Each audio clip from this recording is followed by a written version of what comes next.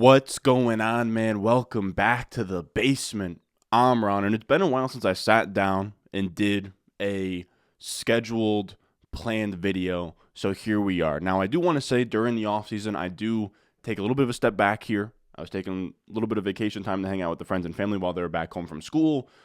Now it's the boring part. I got to deal with accounting, taxes, update all my spreadsheets. I still have to update all my prospect spreadsheets for what happened after the bowl games. I have to update the RS grading database.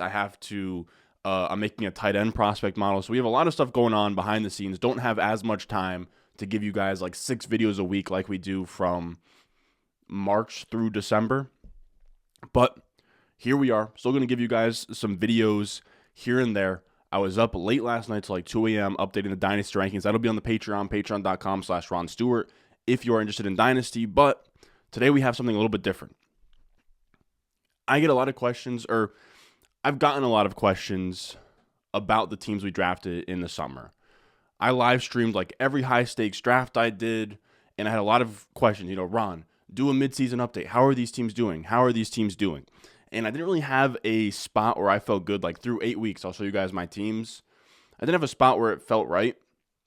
So I decided now would be a good time. I don't really expect this video to do well or a lot of people to watch this, but I want this for accountability's sake. I'll also say, as much as I'm doing this for people that are curious about my teams, I'm also doing it for the people in my comments that I get every single year. I'm only 21, so I get a lot of comments of, "You're so young. Have you even won a fantasy league before? How do we believe this guy?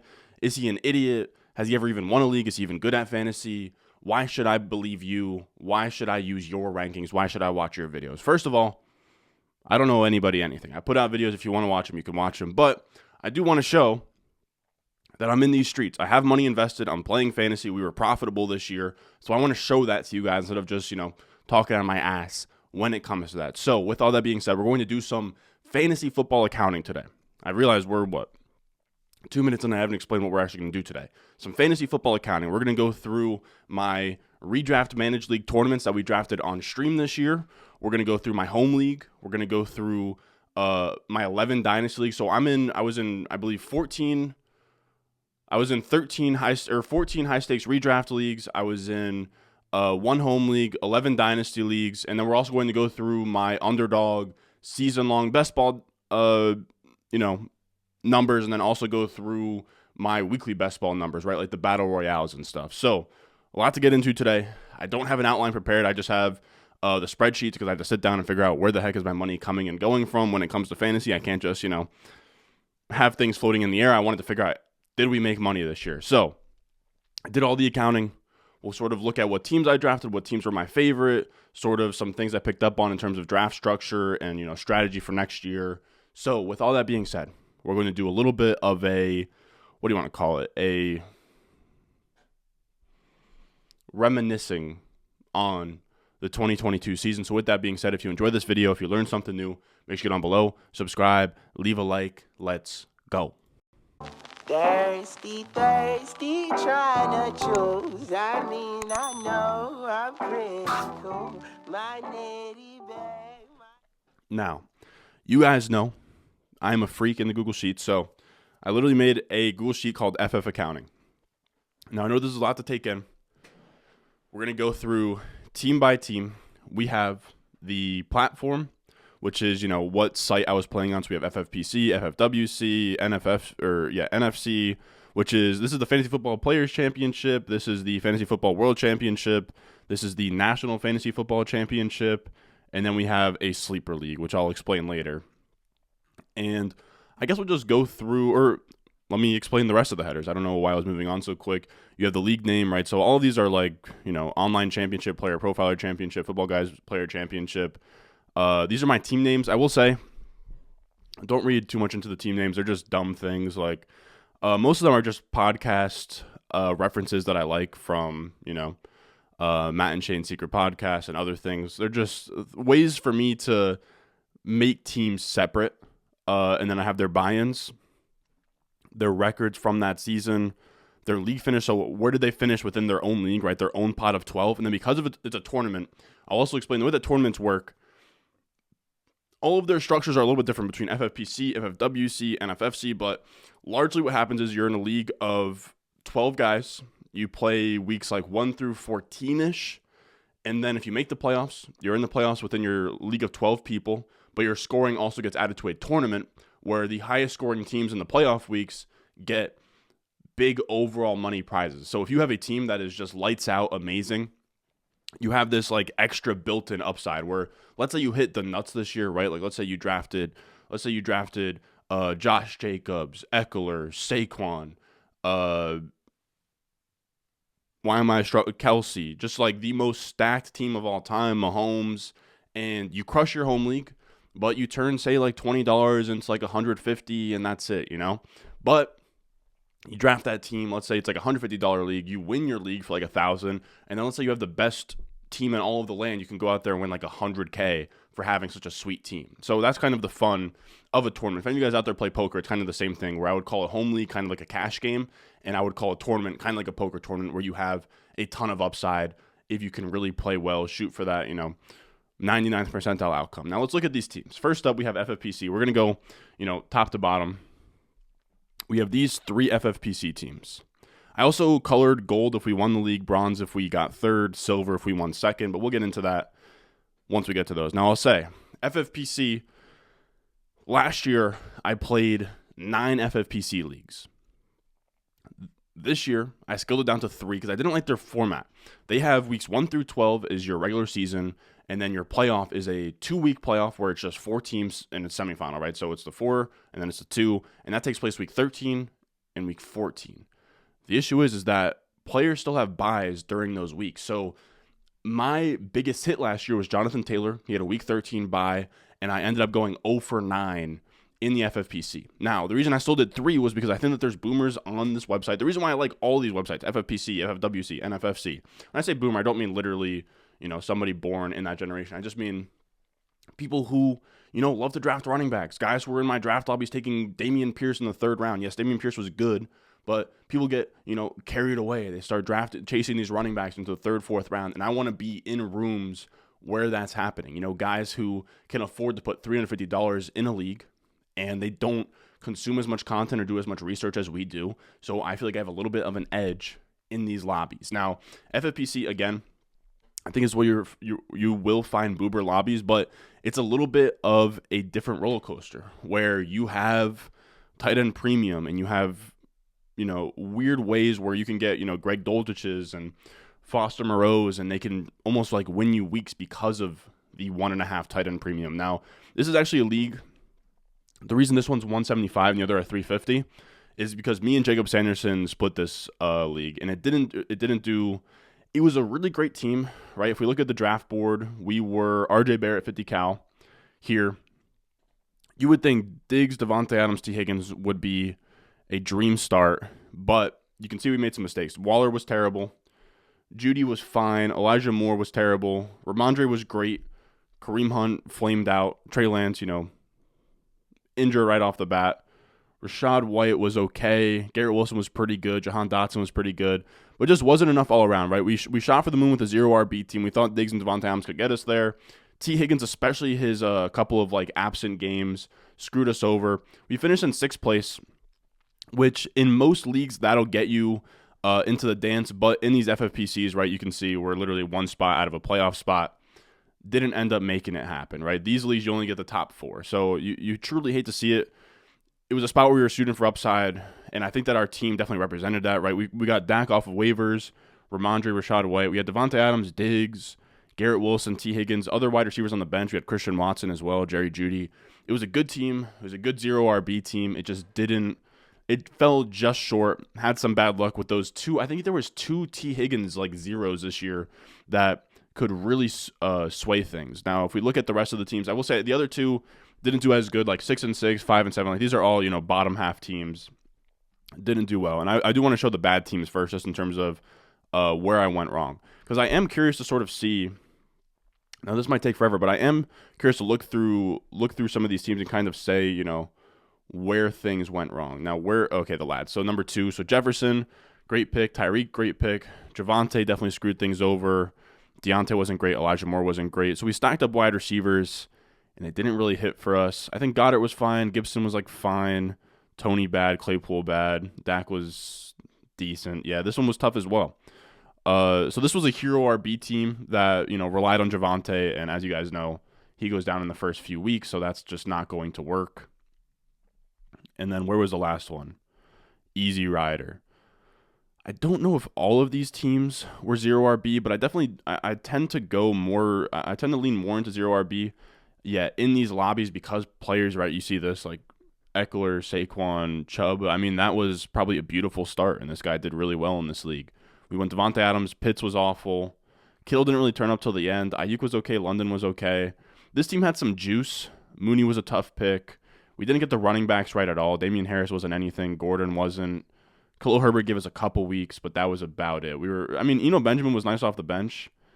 But yeah, you're shooting for maximum upside with those zero RB teams, and we just whiffed on all three. We got close, but you sort of have to hit the nuts with zero RB. Now, after that, again, those are our three: 6th, 10th, 11th, like all around like 500. Just couldn't really get there. Now, moving on to FFWC.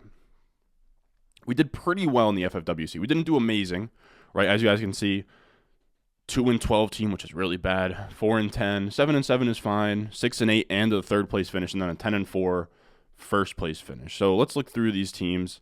I will say this Scorpion team I hated. I called it Scorpion. I don't know why. If we look at the draft board, this team was bad. This was a team I believe I did off stream. I did this off stream. It was literally the last draft of this tournament. And I was like, let's do this and let's get weird.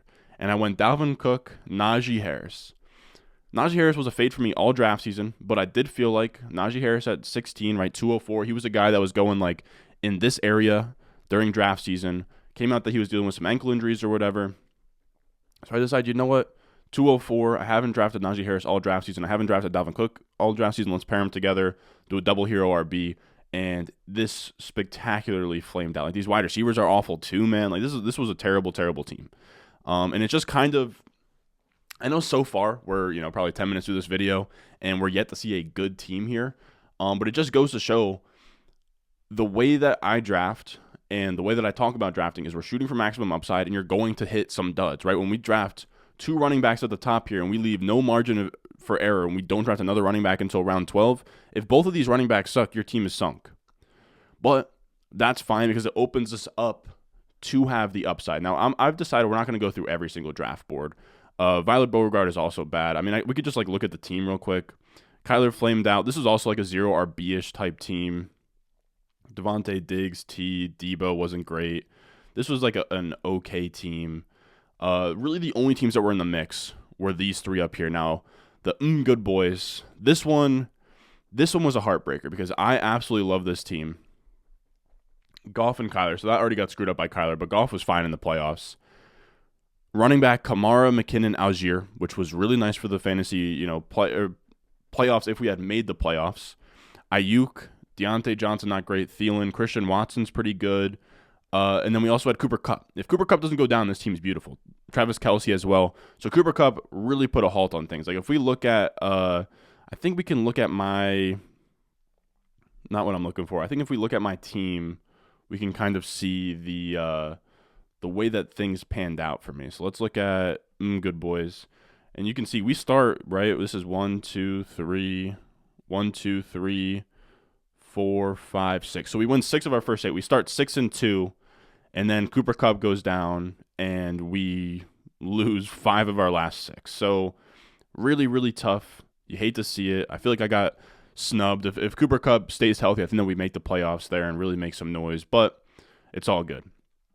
Now, here are the 2 teams that I had that made the playoffs. And again, when I say make playoffs in these tournaments, it's top 4. So it's a skinnier margin for error, right? You can't make the playoffs in every single league if it's 4 out of 12. That means about a third of your team should be in the playoffs. As we can see here, I have 2 of 5. So what's that? Better than a third, right? Now, if we look at Juice is Wild, this team is this team is one of 2 teams I had that got carried into the playoffs by Evan Ingram, I believe. Now, if we look, I believe this would be Evan Ingram, 39.2 points here. Carries me in, 150 points, just barely gets me in. I make the playoffs with under 500 as my record. Look, I'm all the way down here, qualified for the playoffs, 6-8. It's because it's a points for thing. I had 1996, which was literally, 15 more points than Go Bills, I guess. Again, Evan Ingram single-handedly got us in here, and bad planning by me. I didn't think that this team was alive to make it, so I didn't plan accordingly, which means when I know a team is alive to make it to the playoffs, I am waivers lock in these leagues once playoffs start. So I have Kyler and Mariota. I should have, once Mariota so Kyler played in that final regular season game of fantasy playoffs, I believe, and then he tore his ACL. Waivers locked. The issue is that if I knew that this team was alive, and I should have known that this team was alive, I would have dropped Mariota for somebody off of waivers that I knew would have a pulse, right? Because in these playoffs, you have to have backup options, essentially, right? Because again, waivers locked. There is no waiver wire, so you have to have a backup quarterback, backup tight end, just in case if things go south. So we were too thin here. Mariota gets benched. Kyler then tears his ACL a week before the playoffs start, and we're screwed here. We are playing with one hand behind our back the entire playoffs. And honestly, we put up I'm almost kind of proud of the fight we put up, man. We put up 530 points. I set a lineup every single week. And we ended up in third place despite getting zeros for my quarterback every single week. And we were actually 8 points out of second place, which is really heartbreaking, but at the same time, can't really expect to win prize money when you don't have a quarterback for the fantasy playoffs. But again, we gave it our best shot. This was a super unlikely team that got Evan Ingram to push him into the playoffs. I guess we'll take it. It does really suck that we didn't have quarterback points for this team. Now, that's just sort of a lesson to learn. It's just, again, this is only my second year playing like real high stakes fantasy and at a high volume. I'm still kind of learning how to set things up for the playoffs, how to manage things, prioritize teams when they're doing well, maybe not give the other like very fringe teams any time of day and just focus on the team that have legs or focus on the teams that are alive. So that's how that team went. And then we have Saate. And this is actually the first team I drafted on this platform. And it was let's actually see the draft board real quick. These drafts were crazy all season. Again, these are boomers. The ADP is really weird, right? You see Mahomes at like in the 8th. You see Josh Allen at 5-1. I got Jalen Hurts at 10-5. Jalen Hurts at 10-5. And we talked about earlier, right? I went Dalvin Cook. I went Najee Harris, double hero RB. We bet all in on our 2 running backs. And we finished in like last place. But here we do the same thing again. But instead of going Dalvin Cook, Najee, Kyle Pitts, and missing 3 straight, screwing up the whole draft, instead of saying, you know what, I could screw up every draft like that, I should be drafting more running backs to make sure that if I screw up the first 2 picks that I'm going to do all right.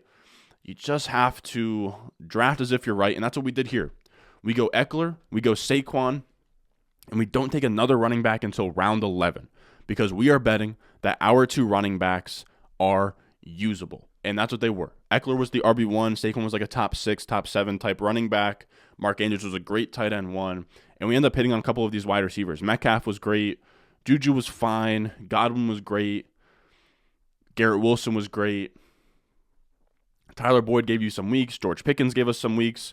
We had Jalen Hurts, and then paired with Jalen Hurts so that when Jalen Hurts got hurt, we had Justin Fields as well. This was, to me, a perfect team through and through, and that's exactly what happened. We end up winning this league's championship, which, by the way, I probably should have explained, but the FFWC, the way that they do their league championships is you take your weeks 1 through 14 average, your week 15, week 16, week 17, add them all together, and then that is your 1st through 4. So we end up getting first place in the FFWC, and that is a $350 buy-in. We get $1,500 for winning first place there. Now, after the FFWC, we'll talk through the NFFC, and these are weird. You don't really there is records, but at this point in the season, they don't have your win-losses, so just have your league rank, which is where you ranked in points for within your league. So I had a couple teams that were alive, like this one here, 5th in points scored, this one here, 7th in points scored. I had teams that were alive here But the two that had legs were the King of New York and Shrek 1. Now, the King of New York was a Golden Boy team all the way through. This was a team that was like in the top 15 in the tournament and just points scored during the regular season. It was an absolute wagon. Let's look at the draft board real quick. I should have opened that in a different tab, but it's fine. So this is our team here. I believe that we drafted this on stream as well, man. And we go, this is a classic hero RB team. We go Eckler, we go Kelsey, right? We lock in that onesie position. We go T, who was fine, Waddle, who was great. Or I would say T was fine, Waddle was fine. Thomas was fine for the first 3 weeks, and then he gets hurt. Godwin was fine. Tony, not great. Garrett Wilson was great, but we nail the hero RB. We go Eckler, we draft the RB1, and then we pair him with Josh Jacobs, who was like the RB3 this year. So that was beautiful. And then also we didn't hammer running back in this area. We talked about we should have been hammering running back rounds like 7 through 10. I took one stab on Jacobs and I went to quarterback. Then I went to Garrett Wilson, who ended up really helping us out. Tyler Boyd, we probably could have went with a running back here. But again, we're playing for that really, really thin outcome, and we hit it here. And that's how we end up winning this league. We also Eno Benjamin, we look back and Eno Benjamin's not going to be anything, but he gave you some usable weeks for the Cardinals. McKinnon gave you usable weeks. Jeff Wilson gave you usable weeks early on with the 49ers and then with the Dolphins. So you had a lot of usable pieces here at running back, despite taking 1, 2, 3, 4, 5, 6, 7 running backs through 11, or 7 wide receivers through 11 rounds. So really, really one of my best teams this year, just all the way throughout, was an absolute powerhouse. Ended up with, I got Daniel Jones off of waivers, and this is what the final lineup was, right? Waddle, T, Godwin, Kelsey, Garrett Wilson, absolutely stacked. We get Christian Watson off of waivers as well. Did I draft David Njoku on this team too? I don't know. But you also see I have like 2 defenses here. Again, waivers lock, so when the playoffs happen, I make sure I have a backup QB, I have a backup tight end, I have a backup defense if I need it. Like this one, I had Chargers, Vikings, Steelers defense. None of them are very good, so I just wanted options. But really, really good team. Now, with these tournaments, we have the upside where if we draft a team like this, again, this team was in the top, 20 the entire season. Where out of like thousands and thousands of teams, this one was putting up the most points in the regular season out of all of those teams, or, top 20. Was a really, really strong team. Now, the beauty of tournaments is so that if you have a really, really good team, if we look at prizes here, right, these are just for your league, right? So you get first place. So this team got first place, it got $1,500, but you also get overall prizes where all the way through 45, you're getting bonuses.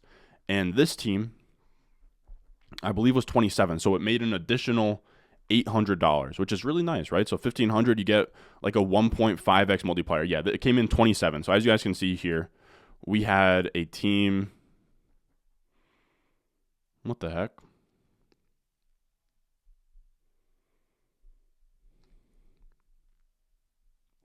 This isn't this is week 19.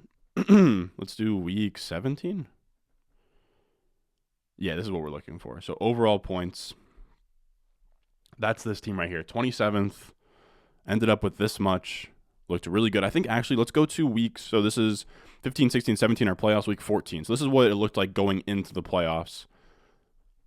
Yeah, so this team was 30th in the season in terms of points scored, which is really, really strong. It's a great like foundation to build off of, Or actually, if we go to week 17, we should be able to actually just sort by your average. Yeah, there you go. If you sort by your average, yeah. So we're like in the top 30 there. Was a really strong team, got 27. So if we look here, we won the 1,500 and then plus 800. So we won 2,300 on a $350 investment. And then we have Shrek 1. And this is, again, we started with some really, really bad teams. Shrek 1 was a team of destiny. This was a team of destiny. This is a team where I wish I could show you the record. The record was not good at all. If we look at the, I want the league standings. As you guys can see, I don't know why. So it won't show the record, but as you guys can see, I was in 6th place. The record wasn't good. We only got there off of points, and we only put up 40 more than two-way JJ. And again, this is the second team that I've showed you guys where I had a team sneak in because of Evan Ingram. So if we look at So what, this one right here? No, not what I want. What if we do league schedule? So I believe it was that week 13. Oh my goodness. We put up 204 points there. So we put up 204 points in so this team just came alive at the end here. 204 points is insane. So we put up 204 points in week 13, and then we come back around in week 14, and we drop 186 with an Evan Ingram 39 piece, and that gets us into the playoffs by exactly like 40 points. Evan Ingram was the difference here again. This was a team I didn't think actually had a chance in the fantasy to even, you have to finish top 2 in your league in the NFFC, where it's not top 4. You have to finish top 2 in points for. I probably should have explained that earlier. So if we look at the rules here, the way that the prizes work is it's just first place is the head-to-head leader and the total points leader. If that's split, then you go into a fantasy playoff. If not, then it's just first in points for and head-to-head, and then second in points for. So if you're not in the top 2 in points for in your league, you don't advance to the tournament round. So that team literally right at the tail end slips in and makes absolute noise in the fantasy playoffs. We get just a crazy runoff here. I'm trying to find a way where I can look to see how many. I mean, live scoring, I don't think that does. Okay, it does. So again, like anything above like 150 is pretty good. In the fantasy playoffs, we get 180 in week 15, we get 173, and then we get 182. So just across the board, this team absolutely lit it up. And when we go to my teams, again, this overall rank, this team came in 5th place in the entire tournament, which is really, really crazy. If we go week 17, 5th place in the entire tournament, which is insane. And it came, literally 0.4 away from 4th. It was like 1 away. This guy, John Rundle, had a runaway lead with 697, but we were very live for 2nd place. We actually would have won 2nd place and won $50,000 if Kenny Pickett doesn't score a game-winning touchdown versus the Ravens in week 17, the night before the Bills-Bengals game. So absolutely heartbreaking, but I will say I will take it anyways, because if the Bills-Bengals game happened, there was a lot of Bills and Bengals teams behind me that could have knocked me out from 5th place. So 5th place gets us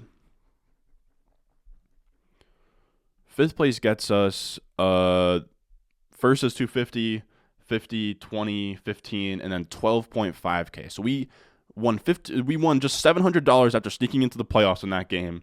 And then because we got hot in the playoffs, we bag 12.5K with that league. That is why we shoot for upside. That is why we play this game. Super, super proud to have we drafted in the NFFC, there's thousands and thousands of teams. We drafted 6, and we have 2 of 6 teams finishing in the top 20 or top 30, which is really, really impressive, I think. Now I do want to show, we're patting ourselves on the back for that team a bunch. I do just want to show what that draft board looked like. What do we have here? We want Shrek 1, because I do think it's important. This team won fifth place, just barely snuck in. I'm curious to kind of see how the draft board shook out here. So yeah, this was a weird one where we kind of did like an inverted double hero RB, where we take McCaffrey, we take AJ Brown, we take Fournette, essentially saying, Fournette at one point in the offseason was a late second. If we can get him in the late third again, this is 3rd round reversal. So this is the 3, 12, 11, 10. This is the 309 we got Fournette. That's a great price to me. So we got Fournette, Amon-Ra, Godwin. Those are all great picks. Had a lot of Darren Waller this year. He didn't pan out at all. Devonta Smith was a great pick. Tony Boyd, not so much. Brady Lance, not great. This wasn't even a perfect team, really. I'm trying to figure out. Evan Ingram was great for our Darren Waller blunder. Did we hit anything good on the waivers? Because this isn't that impressive of a team. I guess A.J. Brown, Amon-Ra St. Brown, Godwin is really all you need. Plus Devonta Smith, who went absolutely nuclear in the fantasy playoffs. So kind of just needed that, plus Evan Ingram. And that's sort of just what got it there. You also, of course, had McCaffrey actually being McCaffrey. Akers was also great. I forgot. We drafted a discounted Akers here. So I was trying to get Galaxy Brain here. Let's try that one more time. I was getting a little bit Galaxy Brain here. Oh, geez. I didn't want the draft room, dude. So we got a little bit Galaxy Brain, and we took... What the heck is going on? Give me Shrek 1. Give me the draft board, dude. Please. Again, that is not the draft board. All right, hold on. I don't know. This completely derailed me. Please give me the draft board. There we go. So we got creative here, right? So Akers doesn't go in the 11th round, but this was a team that I drafted. So it's actually pretty crazy. So the team that got 5th place was a team that we drafted after the Thursday night game. So with these tournaments, you can draft after the Thursday night game. Their points count for week 1, so you get a lot of information. Cam Akers got his lunch money completely taken by Darrell Henderson. So instead of being a round 4, 5, 6 pick, Cam Akers was a round 11, 12 pick in these drafts. So I said, you know what? Round 11 price, I'll take Cam Akers. And he ended up giving us some meaningful points down the stretch. So all around, really, really fun team. We did amazing in those redraft tournaments. I also have my we had a sleeper tournament as well. We didn't do great in. I had a sleeper tournament. We had 4 teams where the playoff teams from all 4 teams sort of met, and whoever could score the most points in the playoffs won the overall prize. It's pretty much the same thing, but at a smaller scale, just 4 leagues instead of like thousands of leagues. And that meant that we broadcasted all of these on YouTube, and it was just an absolute bloodbath. It was, everybody had my draft rankings. Everybody was drafting like me. I couldn't do anything in this league. I had to even zig when everybody, was zagging. I went Nick Chubb. We had Diggs, CeeDee Lamb. It was a team that was alive, right? DJ Moore, Godwin, not bad either. Running backs weren't great. Kmet was okay at tight end. It was a decent team. Burrow was okay. It was a team where I was in the mix. I was actually in the playoffs the entire way until the very last week, until week 14. Then we got bumped out. As you guys can see, this was an absolute bloodbath, right? Like 7-7 all the way through. Like there were only 3 teams under 500 in this league, which is pretty crazy. But didn't make any money here. The team wasn't great. Shout out to, I believe it was, who ended up winning it? It was Ray Gill. He ended up winning it. So let's actually look at his team real quick. I'm very curious to see what he won it with. This is, I gotta say, it's honestly pretty annoying to manage these where I have to like look through. Yeah, so there's Ray Gill. Herbert, McCaffrey, Akers, Evans, of course, Antonio Brown, Devonta Smith, Gabe Davis, Evan Ingram, Kirk on the bench, Kareem Hunt, Breda, Hasty. So pretty solid team. All right, so now that is that.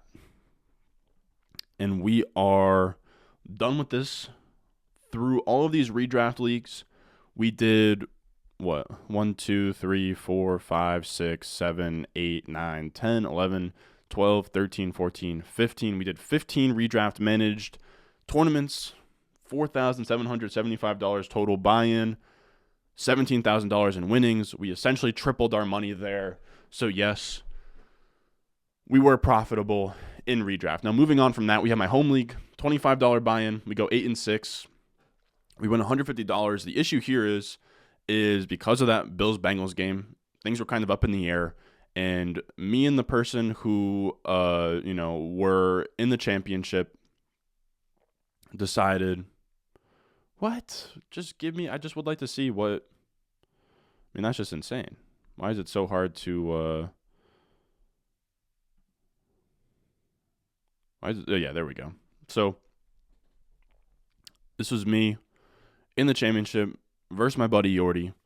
And it was a nightmare because I was down 18.5 half PPR points versus Jamar Chase. Jamar Chase's projection is 17.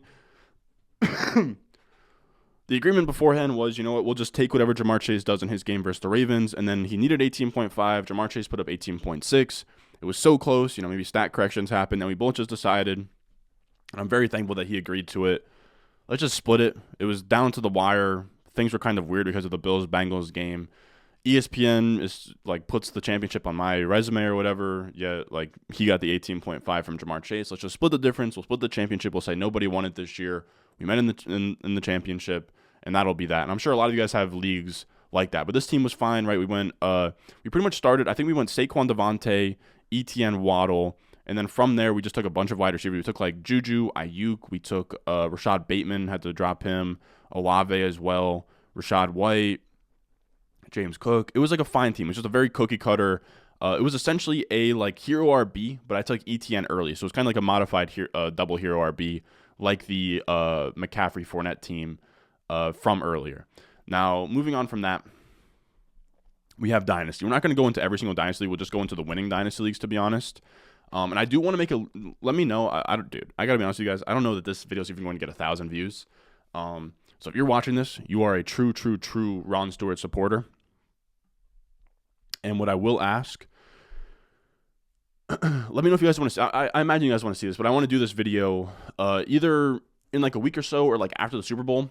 And I just want to sit down and those videos that we're going to pick them up again where I go through and like give trade advice to patrons and stuff. But I do just want to go through my teams and just kind of put it all in a spreadsheet and just tell you guys like, because I do sort of want to get a plan in place. What does this team have to do between now and the rookie draft? So something that a lot of you guys should be doing and something that I want to do for myself. I feel like I might as well make it into content. So let me know, comment down below if you've gotten to this point and you would like to see that. Now, I got to be honest with you guys. This is the best year I've ever had playing Dynasty. I had a lot of like rebuilds that I had set in motion and, a lot of tanking going on. And we finally got into a spot where we are competing in, like over half of our leagues and we're winning championships. We go out here in 11 Dynasty leagues. We have 11 Dynasty leagues.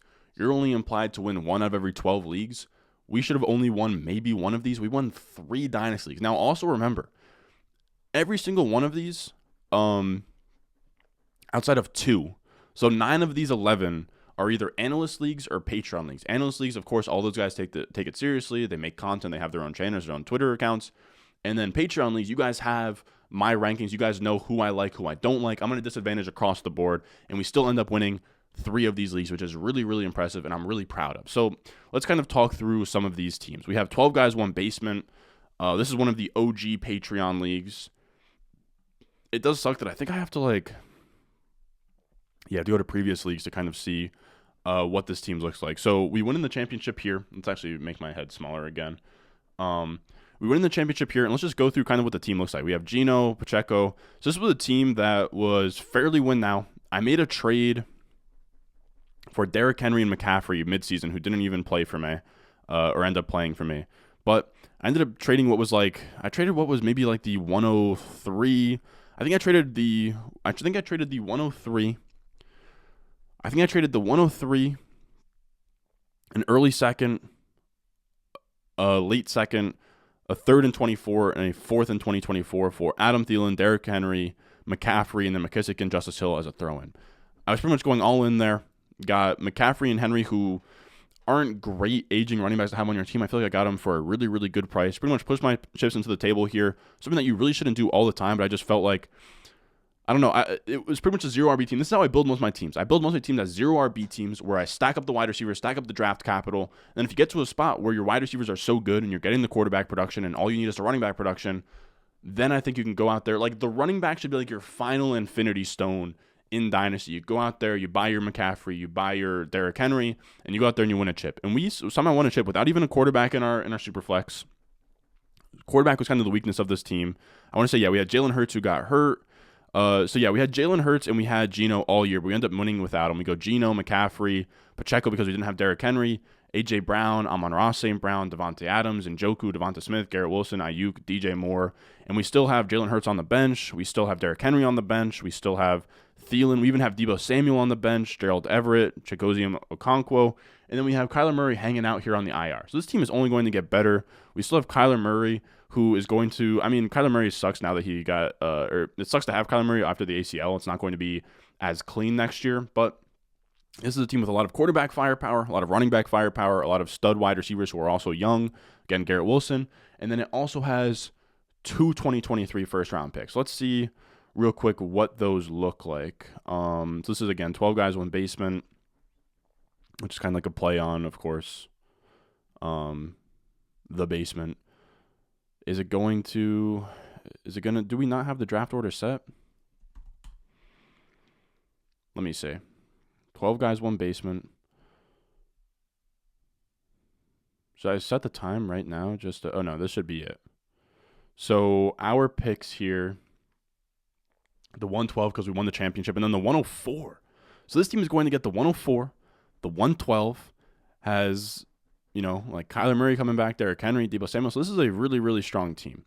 So really proud to, win $400 there again. That's a subscriber league. So those guys in there, they know exactly who I like, who I'm trading for, all of that. And we won. So that is really nice. I also will say, I think it's also interesting to mention sort of, what did the startup draft look like? So this was in 2021. These are true. Some of the Patreon leagues that we have right now are true OGs, and I really do love those guys for that. 2021 means, we were probably sub 5,000 subs, sub 3.5K subs. I think I'm being probably generous there. This is what the startup looked like, which I'm pretty interested to see. And I think, so this was pretty much a productive struggle. And it's like, it's nice to see because this is probably what a productive struggle should look like. Right? We tank year one. So that was 2021. And then we come out the next year and we win a championship, right? I think that's literally what happened here.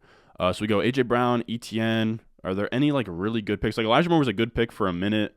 Pollard in the 11th is interesting. Anything good towards the end here? Njoku, that's great. Nothing else really all that interesting. None of these picks stand out as like anything crazy. I think Elijah Moore was fine. I guess like 412 Deshaun Watson, DJ Moore, AJ Brown. So I must have traded for a ton of picks. So I am curious to see. What I did in the would be the 20. What did I do in the 2021 rookie draft? I only have this. Do I not have the rookie draft? I just have the startup, it seems. Damn. So what if we go 12 guys, one baseman? Let's say we go to 2022. Draft results also just a startup. Oh, this one's the rookie picks now. So this one we just had the 104, the 402. Man, I'd kill to know what. Hold on, let me look it up on my phone real quick. I'll be right back. Yeah, so never mind. I thought that there was going to be a rookie draft from 2021, but we just drafted rookies in the draft anyway. So that's just kind of how things panned out. I think we just made good rookie picks. I think we made good trades, and we just kind of tanked our way to victory, I guess. Now, after that, we have a couple other leagues that we won. We had Twitter Dynasty Best Ball, which is also a league that I hold near and dear to my heart. I love these guys. This is a league with, I don't know how active you guys are on Twitter, but Todd's in here. He's great. Nelly's in here. He's great. Jacob Sanderson, Adeko, if you guys are in the Bulletproof Discord. Tim Albertree is great. Big Fish Baby's great. Austin's great. Ian over at Dynasty IM is great. Jake, Jarek, Alfred, all these guys who are good at what they do. And this is a best ball team that is sort of scary right now. I have no future picks. It's very much a win now contending type team. QBs are like Daniel Jones. QBs are tough. Daniel Jones, Deshaun, Derek Carr, like Dalton, Cam Newton. The running backs are McCaffrey, like McKinnon. Kenneth Walker is a nice young piece to have. And then I also have a bunch of we also have Garrett Wilson, which is great. But we also have a lot of old wide receivers like Kupp, who we didn't even have for that playoff run. We had DeAndre Hopkins, who was hurt. Pollard's great to have, but he was hurt. So honestly, kind of got lucky. Like we got lucky with a 36 bomb from Danny Dimes. Deshaun Watson's first 20-point game came here. Kittle, JaMychal Hasty gave me 14.6 here, which was great. Kenneth Walker, McKinnon. This is a best ball league. So this final lineup is pretty crazy to look at. Renfro, 3.4 points here. Albert O. This is not my best team, but we made it to the end.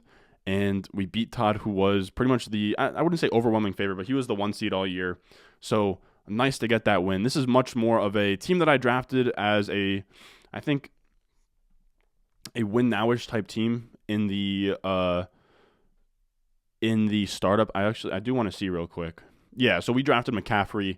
So we were trying to win right away, right? Or sort of right away. We go McCaffrey, Jefferson, Kittle, Devontae Adams, DeAndre Hopkins. Now, Zach Wilson, the 402, not great. We also get Kupp at 705. That was before the breakout. Julio's a bad pick, though. Daniel Jones was great. I think Carr there is fine. Pollard's great there.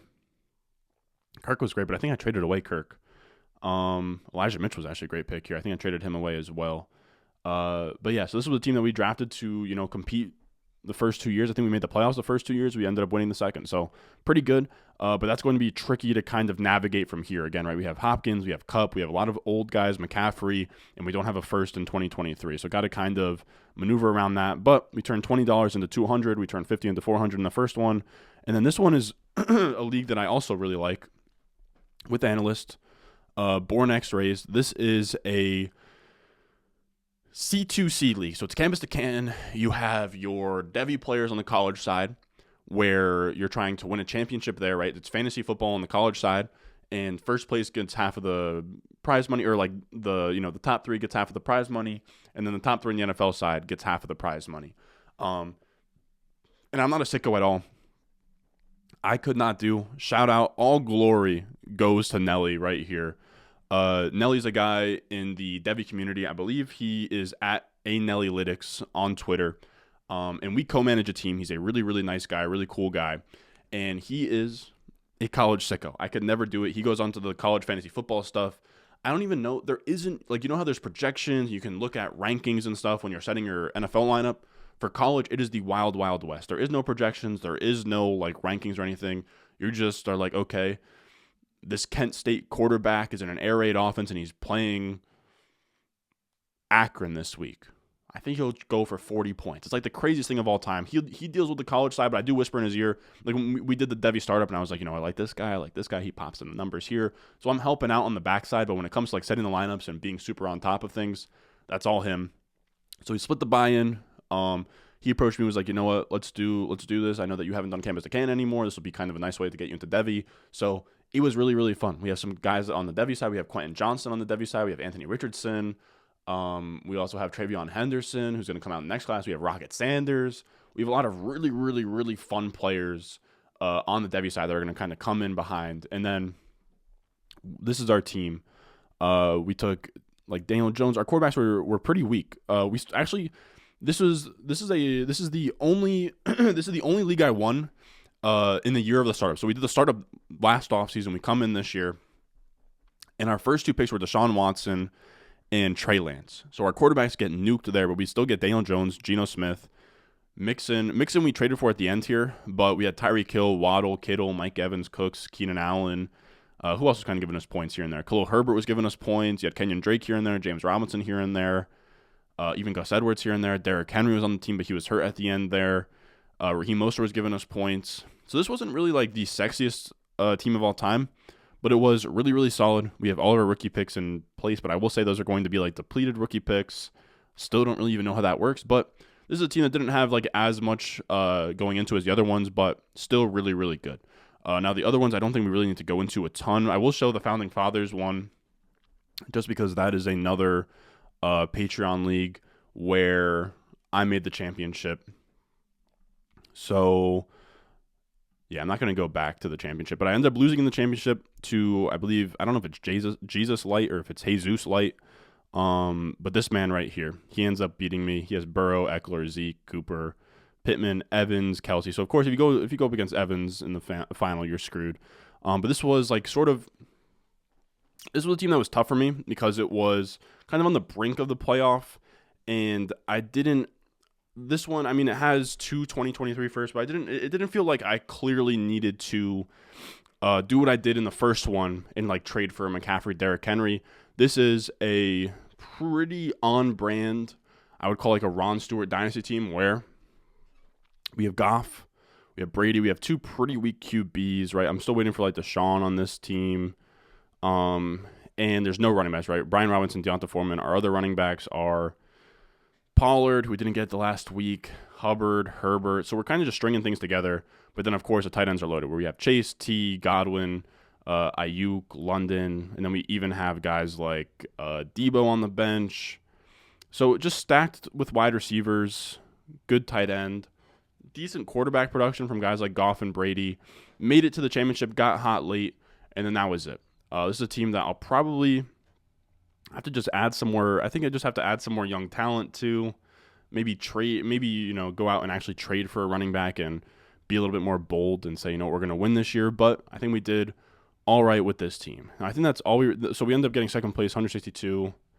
Didn't win anything else. We got third place in Mickey Mouse League, which is a analyst league, and two ladies to set lineups, which is an analyst league. So we didn't do too bad. The rest of these, fourth place in ship chasing best ball. Hate to see it. The Basement World Cup, which is another that's a dynasty tournament we do. Just barely got into the playoffs, but first round knockout. And then these are three teams I would call rebuilding, where I am just trying to tank, trying to get Bijan, trying to do whatever I can to not score points in 2022. Again, we'll probably make a video going through all my dynasty teams in depth on another date. Now, we put 495 into our dynasty teams. Total winnings 837.50. So we about doubled, just under doubled our buy-ins in dynasty. We tripled our buy-ins in our redraft tournaments. Now, this is where things get shaky. And it's something I'm going to really, really need to get into the get on the chalkboard about, because the only spot that we were not profitable was season-long best ball. As you guys can see, this is a pretty ugly number. We maxed the BBM3 for $3,750. We only won $2,320. We had a few teams that made it to week 16. We had nothing make it to week 17. I had 4 teams come within one place of hitting that advancement ticket. Nothing got into week 17. And as you guys know, the big money is in week 17. So if we even get one team into week 17, we probably come up even. I think that's probably the difference here. But the tough part is with season-long best ball, and again, this is Underdog, as always, Underdog, promo code RON, hop on there. The match deposit up to $100. The tough part with Underdog is, and the tough part that I kind of have a hard time wrapping my head around mentally, is with these teams, right? I can remember the Dalvin Cook, Najee, Pitts team, put a face to it and say, oh man, that team was awful. Maybe we can tweak some things, right? And you can kind of do almost like machine learning, where you're drafting redraft teams. You kind of figure out what works, what doesn't work, and you can see the teams on paper. The issue with Underdog, in terms of just adapting moving forward, is you draft. I drafted a total of 400 teams this year, right, or 300 teams, and those teams all go into the abyss, and you don't really get any feedback, right? We get feedback right here that, okay, we had a losing season on Underdog, but we don't have I can obviously go in and find the individual teams, but it's such a volume of those teams that it's hard to pinpoint and be like, man, where exactly did we go wrong, right? You know what I mean? There isn't I know exactly what went wrong here. There's 400 teams. All of these teams, as soon as I draft them, completely forget about them, right? Because we're not setting lineups every week and, we're setting waivers. They're completely out of sight, out of mind until we check in on them mid-season and oh, this one's looking pretty good, right? So it's really, really tough. I think broad scale, some things that I didn't do great on this year in best ball. I think I need to be more particular about, it either has to be an elite quarterback and you stop at 2 QBs, right? So you go your Mahomes and, some bum at the end. Or you just have to draft 3 quarterbacks. The guy who won it, Karain, he drafted, I believe it was Brady, Daniel Jones, and Tua, something like that. I think as soon as you get out of those, I think that where I went wrong is if I expanded outside of the elite quarterback, right? Outside of Jalen Hurts, and I went, let's say, I think I probably had some teams that were Trey Lance, Justin Fields, and maybe I had some teams that were Russell Wilson, Russell Wilson, Tua, or just Russell Wilson, Dak Prescott is going to get you there. It feels like as soon as you get outside of that elite tier, you're going to need to have 3 quarterbacks. So I want to implement more 3 quarterback builds. I want to implement more 3 and 4 tight end builds that have just super, I think that you need to punt if you're not getting elite production from your tight end, you just have to punt it off all the way till the end there. You had guys like Njoku at the end, you had guys like Evan Ingram at the end, punt it off all the way till the end. Now these are all fantasy football 101 stuff, but it is tough. You can find a rhythm where you draft 50 teams and they're all very, very similar. So I think that I kind of need to get better at trying new things, being more experimental. I also want to try some stuff that Hayden Winks has been on about, who works at Underdog. He's amazing in terms of just galaxy braining new strategies. He sort of talked about a way with Underdog where you go 0 RB, but you bet on your wide receivers to hit. So instead of going 2-6-8-2, you go 2772, or you cut it off at like 6 wide receivers. So going 0 RB, but then also betting that you hit on your wide receivers so that you can have like 6 really, really stud locked in wide receivers, and you can allocate that stuff elsewhere. So I do want to try some more stuff, get outside of the box. Maybe I will find a way in the future to, maybe if I can pull data from my underdog teams and kind of see what went wrong, I'll see if I can find maybe a scrubber or a tool out there. Again, not the end of the world, considering what we won in the redraft leagues and stuff. So like just down 2,000, but it does suck, right? Like I love underdog. I'm on there all the time. I have a ring. I've won before. Season long, I still haven't cracked the code yet though, man. And we do a ton of research in the off season, right? Like my most viewed video right now is this is how this guy won $1 million. And it's how my most successful teams, right? The 2 teams that won first place in my redraft tournament teams were Eckler, Saquon, and then it was Eckler, Saquon. It was Eckler, Josh Jacobs. So that wasn't a double hero RB. But then you also had the McCaffrey Fournette team that won fifth place overall. That was kind of a double hero RB team. So I was doing double hero RB across the board. I was doing it in underdog. It's not like I was going full 0 RB. It's really tough, Do you just chalk it up to luck? I'm not sure. I also know that Mason over at Fantasy Flock did amazing this year, won like $150K on underdog. He does a lot of the high stakes stuff though. As you guys can see, I didn't do anything over $25. He won his $150K, I believe, in like the $250 ones and like the really expensive ones. I think that we're gonna have to sort of venture into the really, really high stakes ones because it seems like there's a little bit more of a margin for error there, where you don't need to have like the 99.9999 percentile outcome to make money. So maybe we'll try out some of the high stakes on best ball. We play high stakes in redraft manage. Why not play high stakes in best ball? So just some ideas, and definitely one of the bigger things is going to be how can we come out in 2023 profitable on season long best ball. Now I would say underdog as a whole, but we actually do good for a guy. I don't even do DFS. We've had 2 years now where I've been profitable in the weekly best ball stuff. So this is the lesser known stuff like the battle royale and the goal line stand and the 2-minute drill, Thursday night knockout. And these are, if you have, it's pretty much like DFS on underdog, where you can draft a team and it's just for that Sunday, just for the main slate of like the 1 p.m. and 4 p.m. games. And it is, again, like DFS, but instead of salaries, you draft these teams. And it's much more, it makes sense to me. We drafted a team, we won $1,000 in the battle royale, I believe. We ended up putting in $1,300 in these weekly contests. We win $1,800. We do pretty well. Let me actually see if I can pull up that underdog team real quick. This is the week 8 battle royale. It is $5 to enter, 250 or 50K up top to first place, and it's literally just you hop into a draft with like I think like 5 other people. It's super tiny, man. You only draft a quarterback, a running back, 2 wide receivers, a flex, and a tight end. So that's 1, 2, 3, 4, 5, 6. Just need 6. I think you just draft 6 players in your lobby of draft size 6. Yeah, so 36 players getting drafted means that you can rip one of these in like 10 minutes. So I ripped a bunch, as you guys can see, like they kind of placed all over. And we got one to finish 7th place, won $1,000. It was Kyler, Derrick Henry, Kamara, Hopkins, A.J. Brown, Zach Ertz. So really proud of that team. Again, I still don't really have a science for these or any of the weekly stuff. Again, I'm just 21, so I don't have like DFS experience and weekly correlation and, game stacking and kind of the galaxy brain type stuff. But we got lucky there. 4-1K, ended up profitable. So when we look at our entire portfolio, I looked at how much we profited, our ROI across the board, redraft managed tournaments, roughly 5K in, roughly 15K in total winnings, about 12K in profit. ROI, we 3.5x our money in redraft managed tournaments. In the home league, $25, $150, $125, 6x our buy-in. Who really cares about the 6x? So just $25. In Dynasty, $495. We turn that into $837.50. We profit $343, which is going to just about cover our buy-ins, right? We had like $500 of buy-ins, so that's really just going to go into next year's buy-ins, the Dynasty winnings, but we'll take that, right? Just being profitable is good, I think, in Dynasty.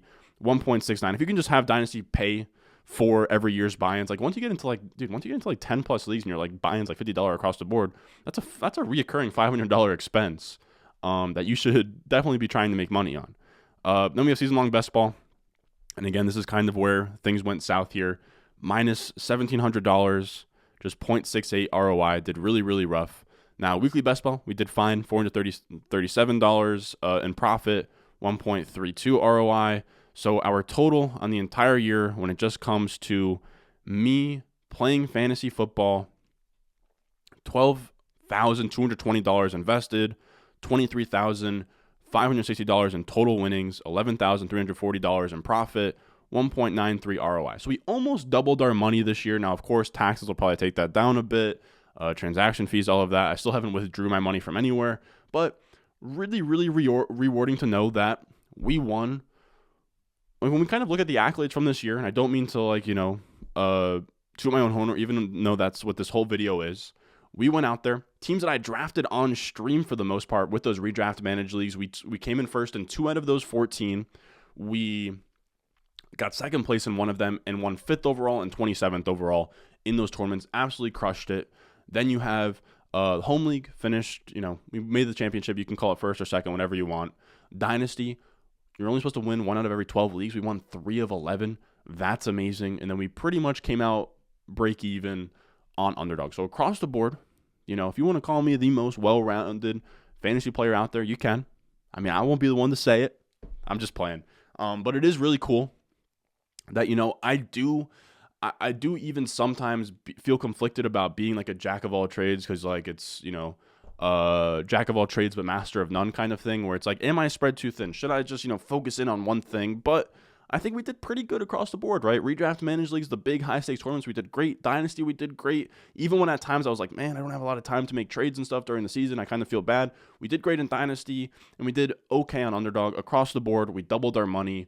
It is pretty funny that it's like those who can't do should teach. The thing with fantasy, man, is like I don't think like the reason that content makes so much sense is because you can't put down 100K every year in fantasy and then like live off of the profit margin. You know what I mean? It's just not really sustainable. It should be a hobby. It should be fun. It should be a profitable hobby as well. And I think that's sort of what I've showed you guys. We're going to keep chugging. We're probably going to even up the stakes next year. Maybe we get into some main events, instead of $350, maybe we do like $1,000 or $2,000. We teased it last year, but I think we will do it this year. If we get to 1,000 patrons, I will do a, like $1,000 high stakes league with one of the patrons. I have a lot of really cool stuff coming here, but it's just really validating to know that all the research we did, all the mock drafts we did, everything that we did this offseason, and I know from people in the Patreon that message me or people just on Twitter or in the YouTube comments saying, hey man, I did really, really well. I actually had a guy message me the other day, and it was pretty touching. He said, he was down bad, had some like credit card debt, and he ended up winning 4 out of 4 of his redraft leagues and is in a better spot financially because of it. So if I helped you out this season, leave a like. I figured I just wanted to show you guys this. Again, I don't think this is going to get a ton of views or anything. I don't really have a title in mind, but I just want to be transparent and show you guys exactly how much money came in, how much money we won. So the people who are curious could know about it, and then also the people who love to question my credibility can also see that and shut up. So with all that being said, I love you guys. I'm going to head to the gym. This was an hour-long video. I think really the only real sickos are going to watch this, but I love you guys. Let me make this full screen just so I can get real intimate with you guys. But I love you guys. Thank you for watching. And as always, I will see y'all in the next one. I got the juice, I got the juice. Channel, Chatham's on. Foolies glad I'm home. Even my haters kinda glad I'm on. Rest in peace to my vagabond. Rapper, song, singer, suspended, subpoena from misdemeanors.